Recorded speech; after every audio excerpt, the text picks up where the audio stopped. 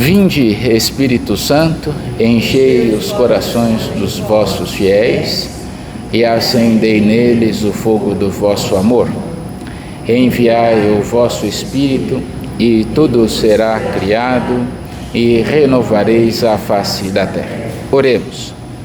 Deus, que instruístes os corações dos vossos fiéis com a luz do Espírito Santo, fazei que apreciemos retamente todas as coisas, segundo o mesmo Espírito, e gozemos sempre da sua consolação, por Cristo Senhor nosso. Amém. Em nome do Pai, e do Filho e do Espírito Santo. Amém. Santa Maria, sede da sabedoria.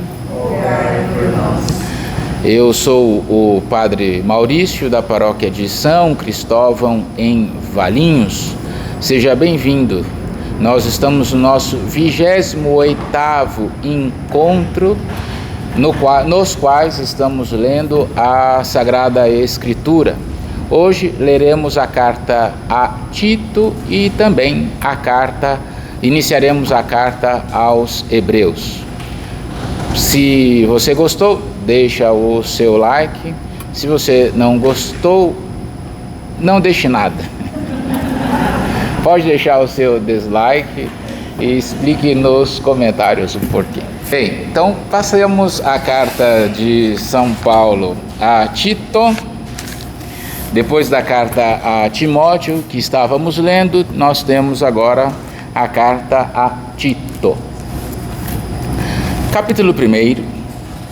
Paulo, servo de Deus e apóstolo de Jesus Cristo, para levar os eleitos de Deus à fé e ao conhecimento da verdade, conforme a piedade, na esperança da vida eterna, desde tempos imemoráveis, prometida por Deus, que não mente. No tempo fixado, Deus, nosso Salvador, manifestou a sua palavra através da proclamação que, por ordem sua, me foi confiada. A Tito, meu filho legítimo na fé comum, graça e paz da parte de Deus Pai e da parte de Cristo Jesus, nosso Salvador. Eu te deixei em Creta para organizares o que ainda falta e constituíres presbíteros em cada cidade, conforme as instruções que te dei, a saber, o candidato seja isento de acusação, casado com uma só mulher, tenha filhos crentes, não acusados de devassidão, nem rebeldes. É preciso que o bispo, como administrador de Deus, seja irrepreensível, não seja arrogante, não dado à ira, não dado ao vinho, nem violento, nem avarento, seja, pelo contrário, hospitaleiro, amigo do bem, prudente, justo, santo e tenha domínio de si. Apegado à palavra digna de fé, segundo o ensinamento, seja ele capaz tanto de exortar na sã doutrina, como de refutar os que a contradizem. Nós temos aí algumas instruções, mas gostaria de chamar a atenção. São Paulo chamou Tito para que ele constituísse presbíteros nas diversas cidades. Veja como já na era apostólica as ordens já estavam estabelecidas. Haviam os bispos, haviam os presbíteros e haviam os diáconos. Havia diáconos. Então a igreja já estava organizada praticamente como ela está hoje. E quem é que constitui presbíteros? Tito, que tinha, assim por assim dizer, o grau do episcopado. E assim ele foi fazendo. E São Paulo deixa aqui já as suas recomendações. Agora, notem que eram homens casados, mas que eram chamados ao celibato. É verdade que a igreja começou a ordenar homens solteiros tempos depois, mas já na era apostólica, os presbíteros e os bispos tinham de ser celibatários. Só para ter uma ideia, em 302, 306, não me lembro, no concílio de Elvira, se não for essa cidade, vocês me perdoem, mas já antes do edito de Constantino, ainda sob a perseguição, o Papa estava escrevendo para que não fossem aceitos e que fossem demitidos os padres que tivessem filhos depois da ordenação, porque eles eram chamados ao celibato. Embora casados, eles deveriam viver como celibatários, para dar exemplo a todos os outros e para que o amor deles fosse por toda a igreja. Então, embora o padre tivesse a sua esposa, ele não tinha um relacionamento mais de homem e mulher com ela, mas de amizade, ele deveria sustentá-la. E assim também é o que nós vamos notando já nesse período. Eu estou repetindo porque alguns protestantes vão ter uma leitura distinta e vai dizer, não, é necessário casar. Está vendo? Os padres eram casados. Sim, uma coisa são os padres solteiros, outra coisa são os padres casados, que também deveriam ser celibatários. Versículo 10. De fato, existem muitos rebeldes, faladores fúteis e impostores, principalmente entre os da circuncisão. É preciso fechar-lhes a boca. Movidos por lucro vil, transtornam famílias inteiras, ensinando o que não convém. Um deles, seu próprio profeta, disse: os cretenses são sempre mentirosos, animais ferozes, ventres preguiçosos. Esse testemunho é verdadeiro. Então, repreende-os severamente, para que sejam sãos na fé e não deem ouvidos às fábulas judaicas, nem a preceitos de pessoas que voltam as costas à verdade. Para os puros tudo é puro, mas para os impuros e incrédulos nada é puro. Até o seu pensamento e sua consciência estão manchados. Confessam que conhecem a Deus, mas o negam com seus atos. São pessoas abomináveis, rebeldes e incapazes de qualquer obra boa. Assim os bispos devem ir corrigindo os erros. Por isso que eles devem ser capazes tanto de ensinar a sã doutrina, como de refutar as falsas doutrinas. Capítulo 2. Quanto a ti, ensina o que convém à sã doutrina, que os anciãos sejam sóbrios, decentes, sensatos, sadios na fé, no amor, na constância. Igualmente, as mulheres idosas tenham compostura de pessoas santas, não sejam maldizentes, nem dadas ao vinho em excesso. Ensinem o bem, exortem as mulheres jovens a amarem seus maridos e seus filhos, a serem sensatas, castas, zelosas, donas de casa, bondosas, submissas a seus maridos, para que a palavra de Deus não seja blasfemada. Exorta também os jovens a serem sensatos. Em tudo, mostra-te modelo de boas obras, pela integridade na doutrina, na seriedade, pela palavra sadia e irrepreensível. Assim, os nossos adversários, não tendo nada a falar de nós, passarão a nos respeitar.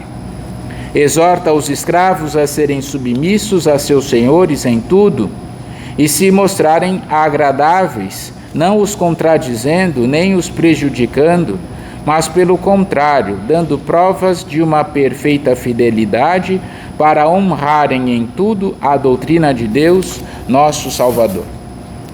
Parece já um condensamento, uma síntese, que ele já tinha falado e dito em outras cartas e também falado e dito a Timóteo. Versículo 11. Com efeito, a graça salvadora de Deus manifestou-se a toda a humanidade.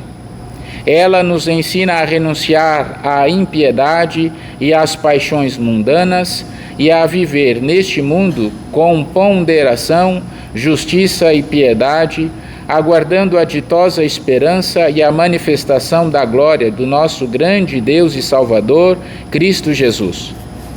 Ele se entregou por nós para nos resgatar de toda a iniquidade e purificar para si um povo que lhe pertença e que seja zeloso em praticar o bem.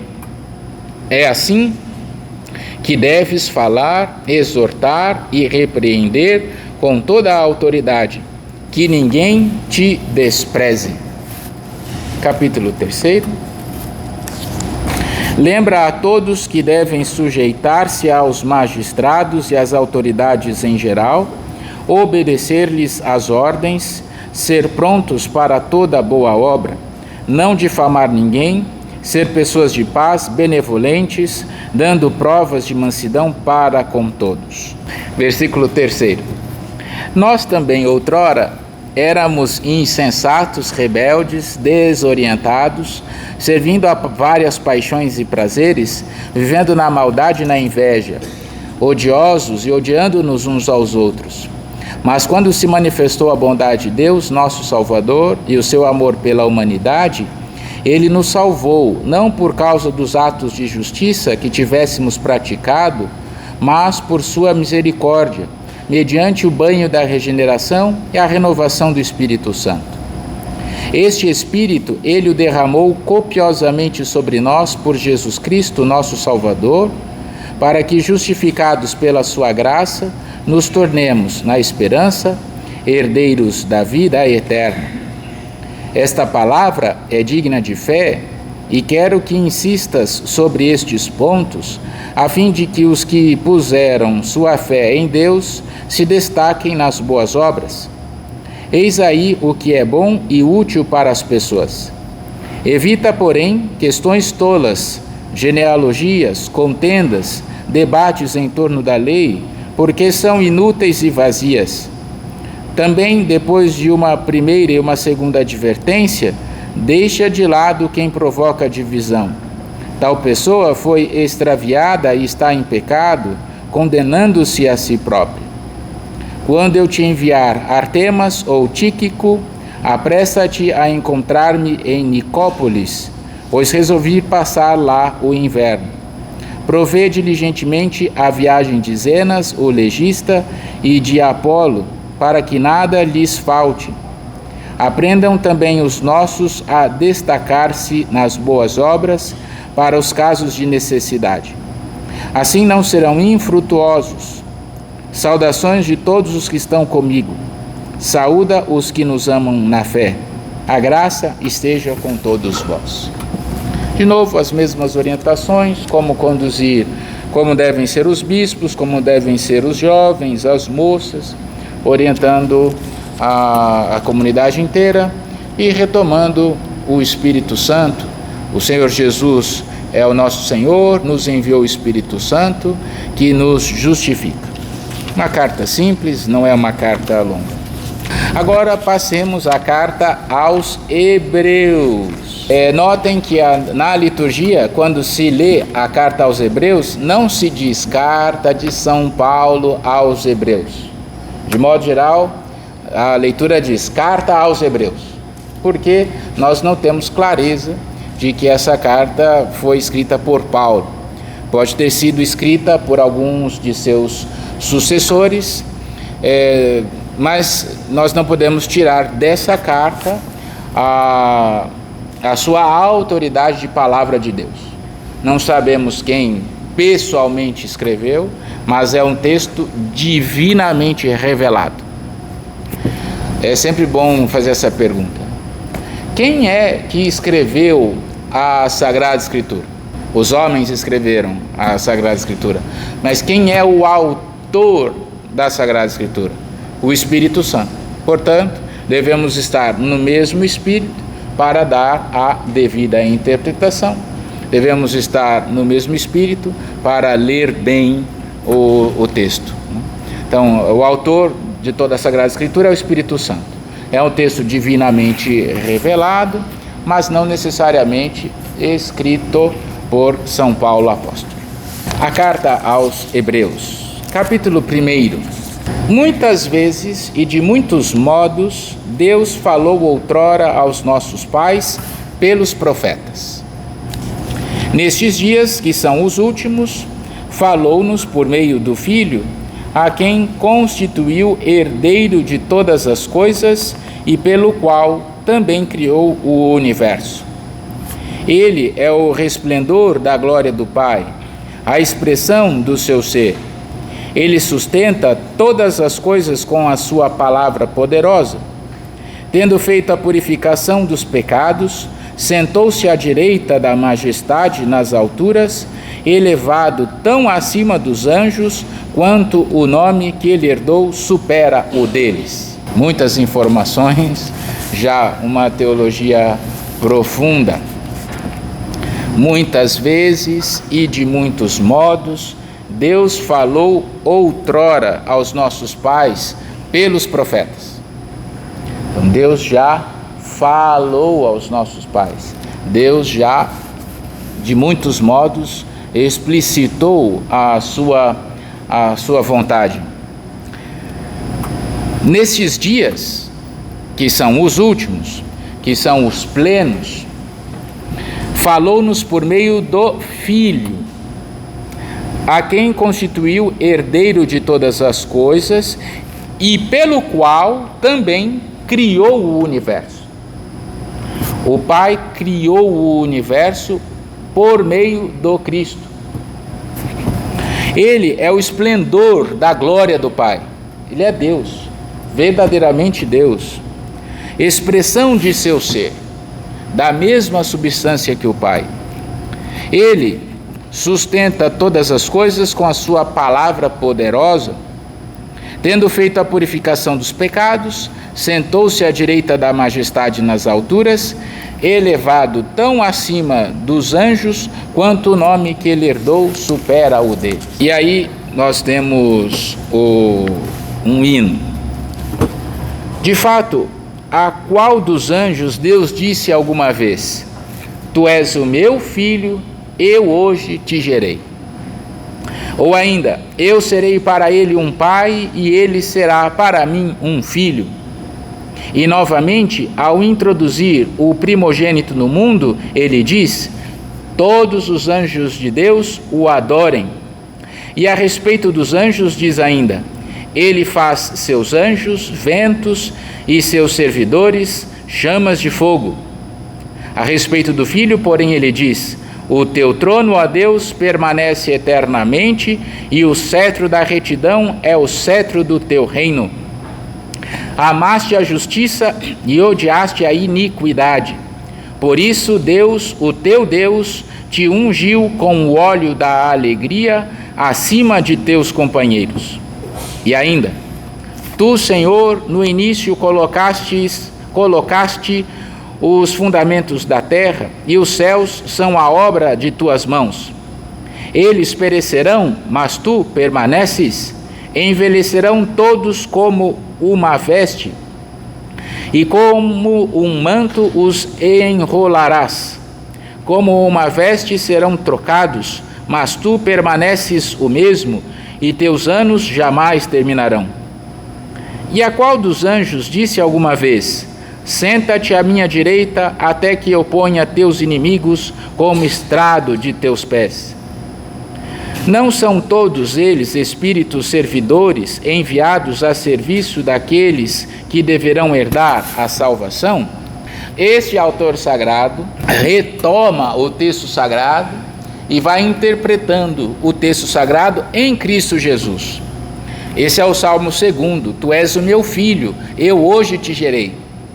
De quem fala o Salmo? De Cristo Jesus. Ele é o Filho gerado do Pai.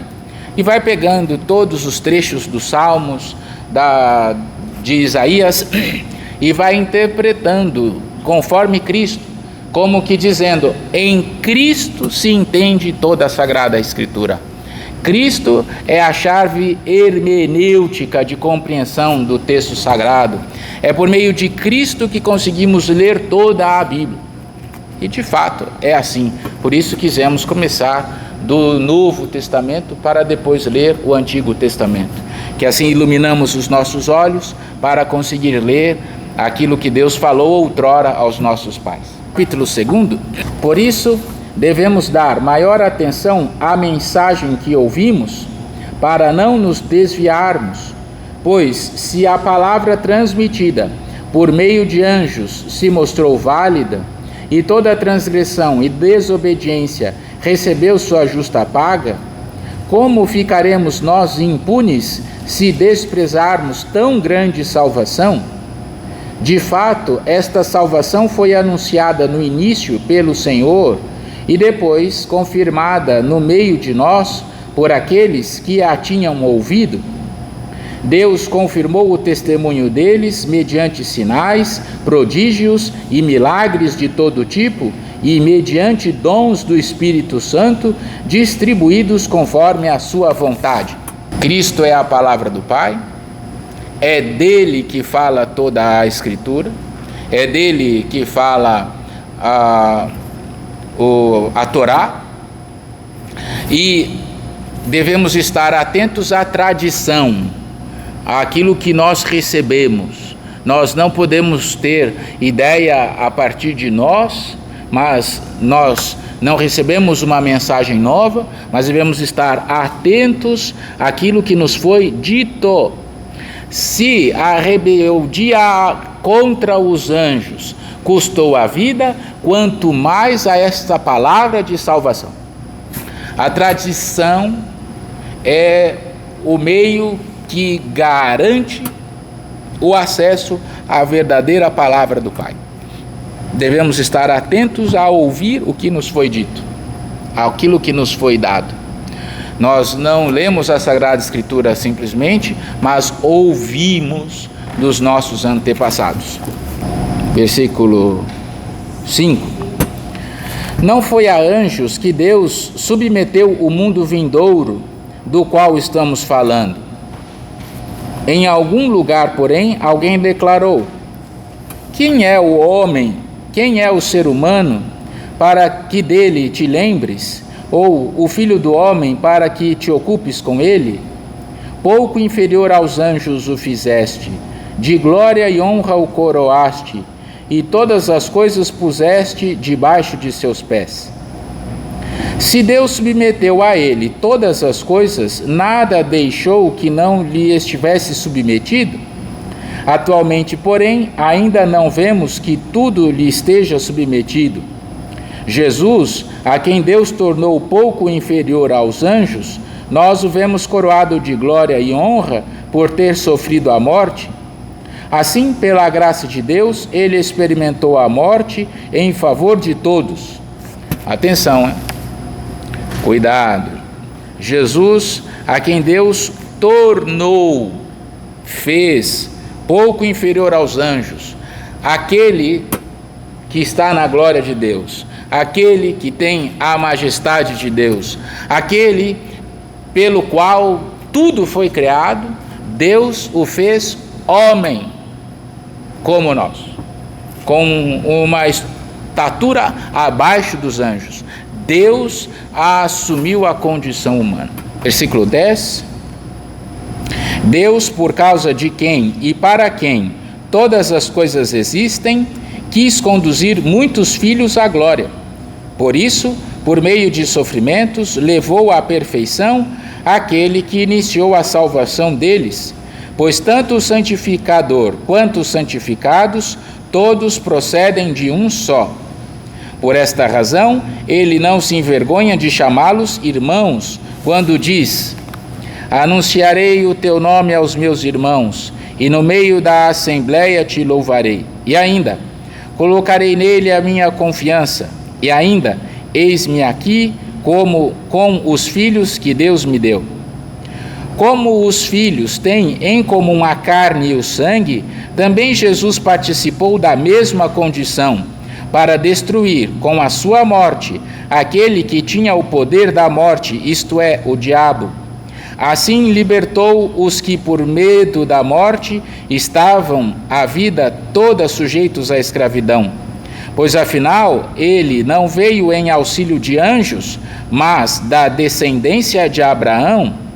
Por isso devia fazer-se em tudo semelhante aos irmãos, para se tornar um sumo sacerdote misericordioso e digno de confiança nas coisas que concernem a Deus, a fim de expiar os pecados do povo. Tendo ele próprio sofrido ao ser tentado, é capaz de socorrer os que agora sofrem a tentação. É uma teologia aqui muito profunda. Só existe uma pessoa, Cristo, Jesus, o Filho, uma única pessoa. Mas essa única pessoa tem duas naturezas, sem mistura nem confusão: a natureza divina e a natureza humana, verdadeiramente Deus e verdadeiramente homem. Como homem, Jesus tinha uma alma e um corpo, mas é verdadeiramente Deus. A pessoa de Jesus é esse beneplácito maravilhoso, verdadeiramente Deus. Ele foi gerado pelo Pai, da mesma substância que o Pai, e pela encarnação igual a nós em tudo, exceto no pecado. É uma natureza perfeita. Ele tem duas naturezas, a divina e a humana.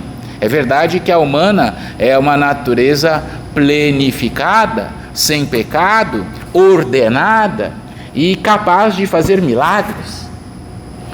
Cristo andava sobre as águas, era uma coisa maravilhosa. Cristo realizava milagres, mas como homem chorou, tinha emoções como nós. O menor versículo da Sagrada Escritura: Jesus flavit, e Jesus chorou, amou-nos com um coração de carne, verdadeiramente Deus e verdadeiramente homem, nenê, igual a todos os outros, uma maravilha.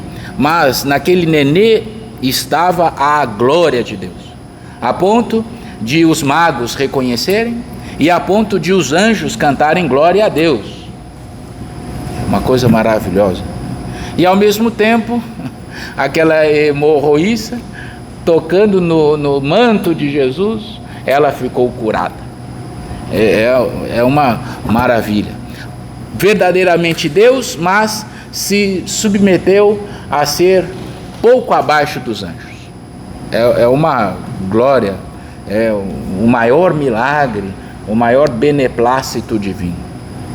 Eu fico encantado com isso, né? Verdadeiramente. Não é nenhuma mente humana insana, nem em insana consciência, conseguiria imaginar uma coisa maravilhosa como essa. Nenhum dos maiores literatos conseguiria propor tal coisa. Deus se fez homem, mas verdadeiramente Deus e verdadeiramente homem, uma única pessoa.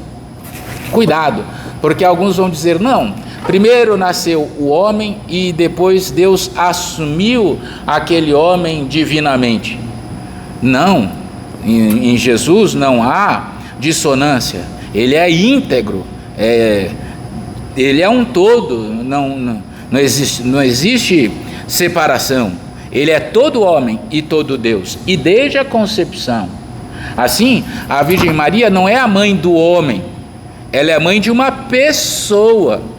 Ela não é a mãe de uma das naturezas. Ela porque ali, naquele homem, estava Deus.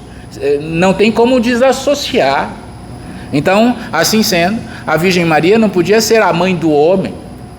E se Jesus não tivesse uma humanidade como a nossa, como ele poderia nos redimir? Ele morreu em nosso lugar. Ele era verdadeiramente homem, ele morreu mesmo. Mas ele era verdadeiramente Deus. É uma das mais maravilhosas doutrinas, é o mistério mais grandioso de Deus. Por isso a Virgem não podia ser a mãe do homem, mas ela é a mãe de Deus. porque em Jesus não há separação. Ele é verdadeiramente Deus e verdadeiramente homem. Uma pessoa com duas naturezas, a divina e a humana. A gente contempla Cristo e ainda não, depois de tanto contemplar, ainda tem muito a ser contemplado. Capítulo 3.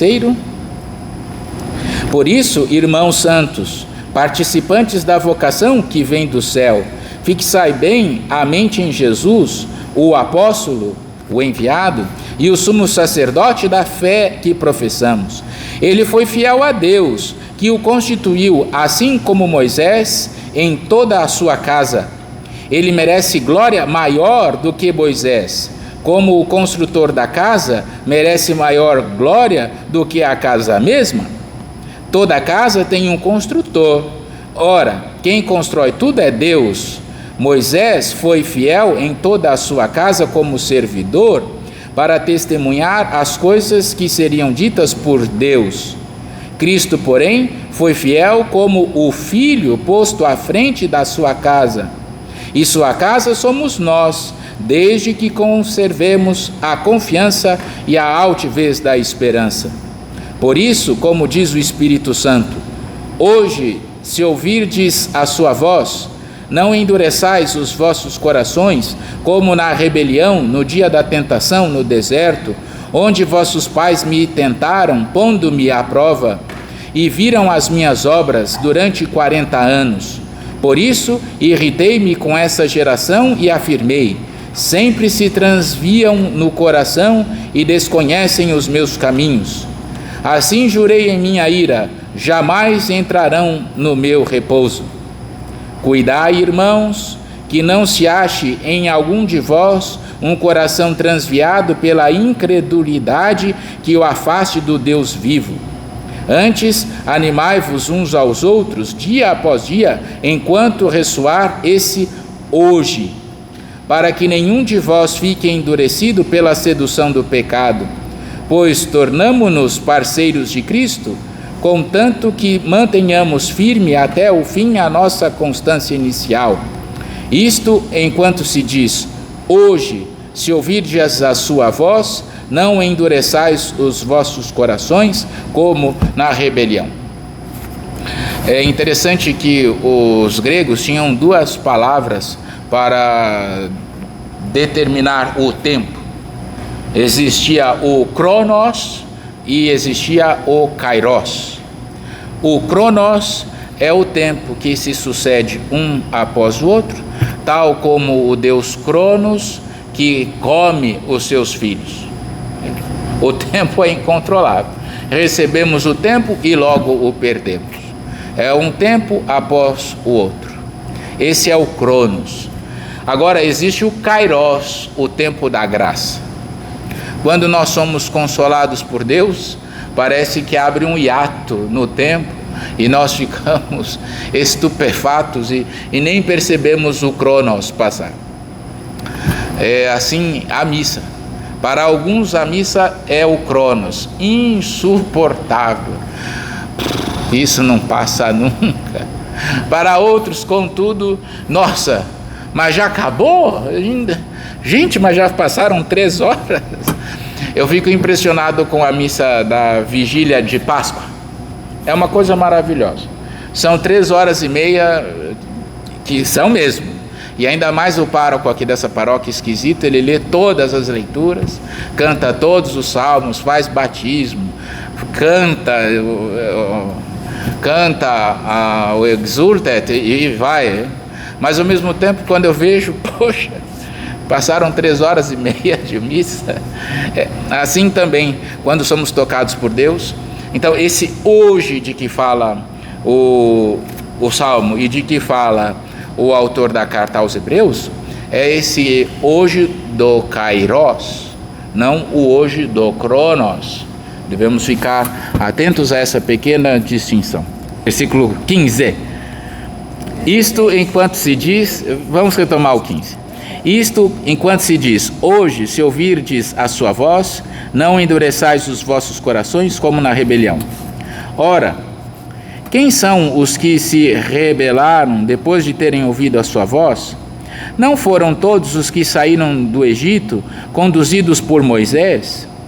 E quem são aqueles com os quais Deus se irritou durante 40 anos? Não foram os que pecaram e cujos cadáveres caíram no deserto? E para quem foi que Deus jurou que não entrariam em seu repouso? Não foi para aqueles que não quiseram obedecer?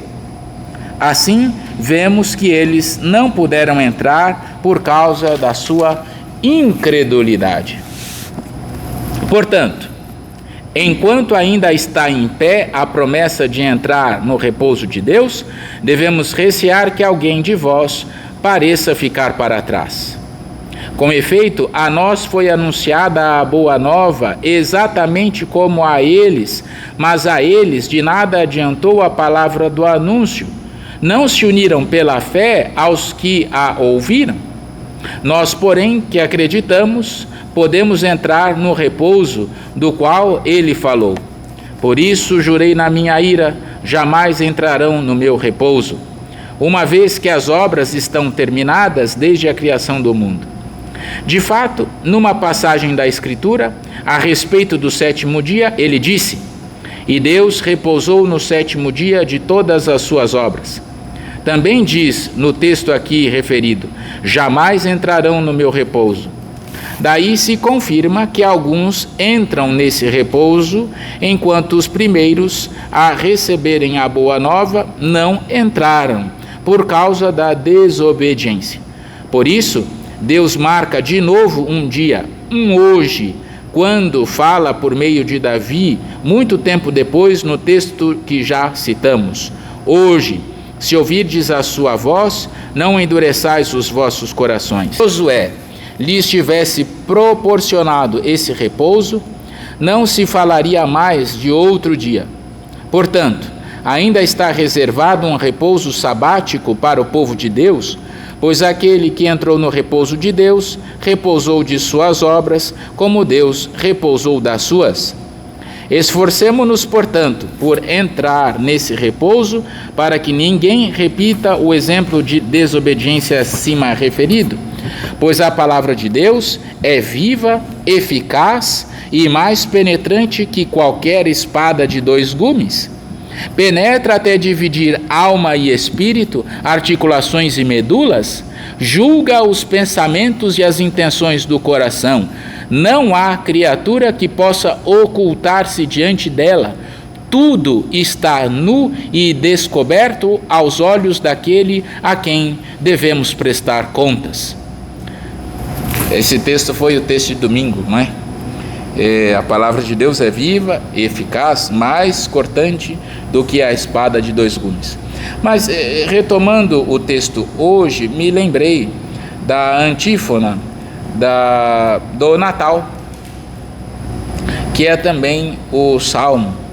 A missa do Natal, a missa da Aurora, ela começa com a citação de Isaías: hoje a luz brilhará sobre nós, porque nasceu para nós o Salvador. Ele será chamado Admirável, Deus, nosso Príncipe da Paz, Pai do mundo novo, e o seu reino não terá fim. A missa do Natal começa justamente com essa palavra que é tão valorizada pelo texto dos Hebreus: hoje.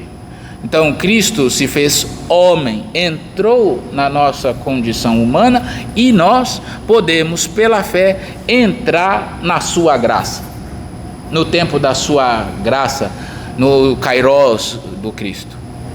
Hoje é a nossa salvação. Hoje podemos conhecer a Deus, embora nós não estejamos no tempo de Cristo Senhor, mas Ele se faz atual, Ele se faz hoje para nós. E também é o Salmo da noite, né? Eu só lembro em italiano, desculpa. Die è nato per noi il Salvatore, hoje nasceu para nós o Salvador, Cristo Senhor. O Natal tem essa ideia de que Deus, o infinito, se fez homem e habitou entre nós. Se fez hoje um conosco. Versículo 14.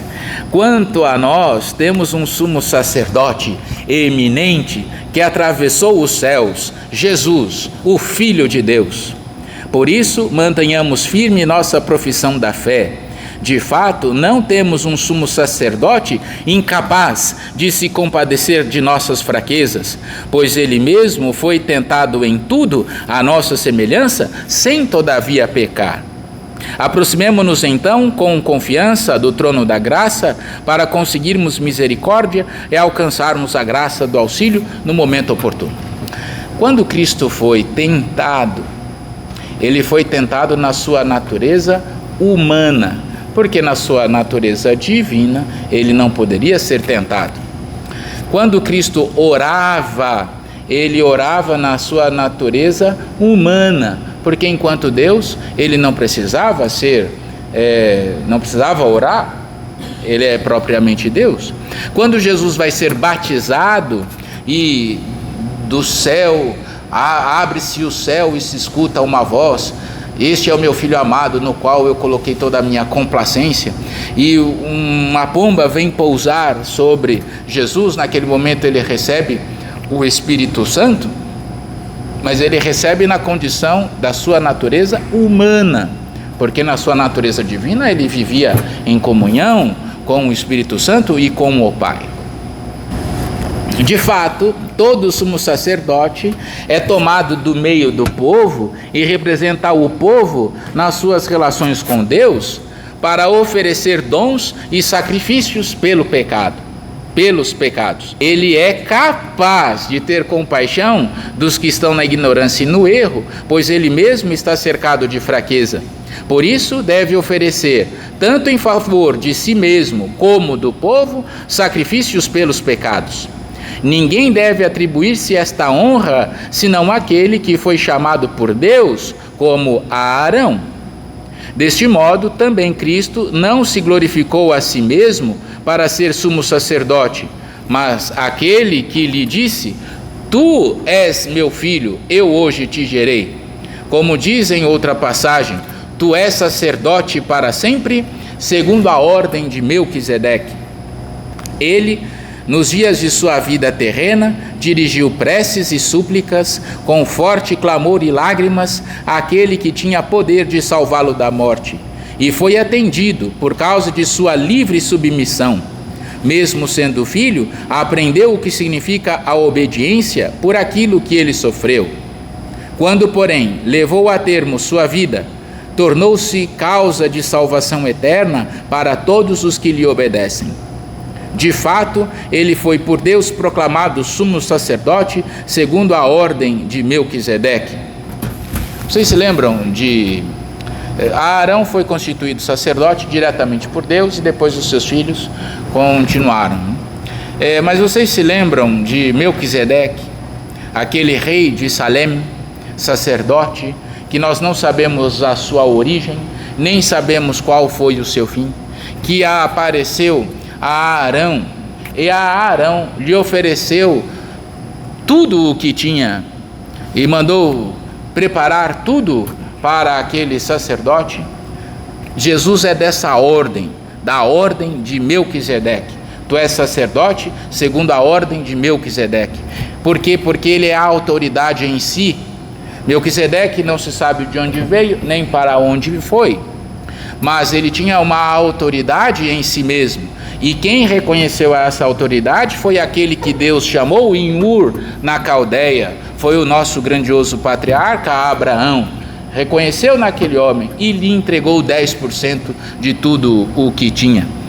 E é interessante que ele era chamado rei de Salém, e que é o rei da paz. E depois foi fundada uma cidade da paz, Jerusalém, que é a grande cidade de Deus, o Senhor. Cristo é desta ordem, que nós não sabemos a origem, nós não temos acesso, porque é uma origem divina, e nós não sabemos qual foi o seu destino, porque ele voltou para o Pai. Versículo 11. A este respeito, teríamos muito a dizer, coisas bem difíceis de explicar, dada a vossa lentidão em compreender. A julgar pelo tempo, já devíeis ser mestres. Contudo, de novo, necessitais de que alguém vos ensine os primeiros rudimentos das palavras de Deus. Tendes necessidade de leite em lugar de alimento sólido. Ora, quem se alimenta de leite não é capaz de compreender a palavra da justiça, porque ainda é criança. O alimento sólido é para os adultos, aqueles que a experiência já exercitou para distinguir entre o bem e o mal. Por isso, deixando agora as instruções elementares sobre Cristo, elevemo-nos ao ensinamento perfeito, sem novamente pôr os alicerces. O arrependimento das obras mortas, a fé em Deus, a doutrina acerca dos batismos, a imposição das mãos, a ressurreição dos mortos, o julgamento eterno. Eis o que faremos, se Deus o permitir. Pronto, resumiu a carta. É uma carta distinta, não sei se vocês notam. É uma carta, é um estilo distinto de escrever, que não parece com o estilo de São Paulo. É verdade que São Paulo fez uma teologia lindíssima quando falava acerca do corpo, o corpo de Cristo, e nós somos os seus membros. É verdade, mas essa teologia aqui é um pouco mais profunda. Tem quase cara de São João isso aqui, não é verdade? É um outro estilo, e ainda assim ele diz a que veio: olha, como vocês são lentos, agora eu vou explicar para vocês. E aí então ele vai passar a explicar todas as coisas que nós vamos começando. Versículo 4. Há pessoas que um dia foram iluminadas, que saborearam o dom do céu e tiveram parte no Espírito Santo, que experimentaram o sabor da palavra de Deus e os milagres do mundo vindouro e, no entanto, desistiram. Já na era apostólica houve desistência, como miseravelmente hoje também, né? É que vocês não notam, mas o padre nota um pouco mais do que os fiéis, né? Os fiéis são compostos de hordas. Tem aquela horda que é mais permanente, né? Que é mais sólido, firme. Esses vêm e ficam e morrem na mesma paróquia. Mas outros não, tem algumas hordas assim. Vem um tempo, passam uns 2, 3 meses, às vezes é muito pesado daquilo que o padre fala, vai embora. Aí se perde um pouco, se permite algumas coisas, depois volta. Passa mais uns 2 meses, depois vai embora de novo. Uns vêm 2 anos, ficam depois, uns vêm e ficam o ciclo inteiro da liturgia, ficam uns 3 anos, depois desaparece para nunca mais ver. É muito interessante isso tudo, que parece-nos comum já na era apostólica. Mas esses são piores, porque esses abandonam mesmo a fé. Católico não, ele vai assim, hoje eu vou ouvir o padre Maurício, vou lá na paróquia dele. Hoje eu quero ouvir o padre Jonas, vou lá na paróquia dele. Eles vão assim, migrando um pouco conforme o gosto. E não tem problema, é uma e a mesma. O problema é quando perde a fé católica, que aí é uma morte do espírito. É impossível que elas tornem a ser renovadas e trazidas ao arrependimento, enquanto crucificam novamente para si mesmos o Filho de Deus e o expõem a injúrias. De fato, quando uma terra embebida de chuva abundante produz plantas úteis para quem a cultiva, essa terra tem a bênção de Deus. Se ela, porém, produz espinhos e ervas daninhas, não tem nenhum valor e está a um passo da maldição, acabará sendo queimada. Mesmo falando deste modo, estamos confiantes, amados, a vosso respeito de coisas melhores e mais próximas da salvação. Deus não é injusto para esquecer o vosso trabalho e o amor que demonstrastes por seu nome, servindo e continuando a servir aos santos. Todavia, desejamos que cada um de vós mostre até o fim este mesmo empenho pela plena realização da esperança. Assim, não vos tornareis negligentes, mas sereis imitadores daquele que pela fé e pela paciência se tornam herdeiros das promessas. A vida cristã tem isso. Quanto mais conhecemos a Deus, mais devemos nos esforçar para conhecê-lo. Se a gente para, o desânimo vai tirando vontade, vai tirando o gosto, e por fim acabamos por abandonar a Deus. Então, perseverança. Padre, eu nunca vou deixar então de ler a Sagrada Escritura? Deus queira que não. Eu nunca vou deixar de estudar a doutrina? Deus queira que não.